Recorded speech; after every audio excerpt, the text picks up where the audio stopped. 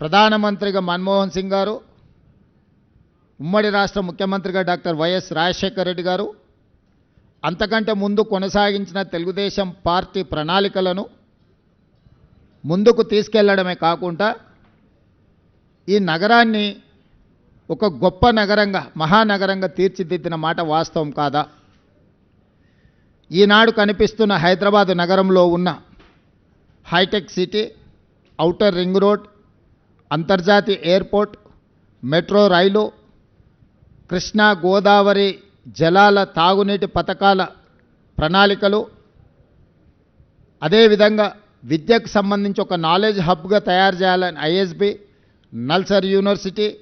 IIIT ఇట్లాంటి గొప్ప విద్యా సంస్థల్ని ఆనాడు కాంగ్రెస్ పార్టీ ఈ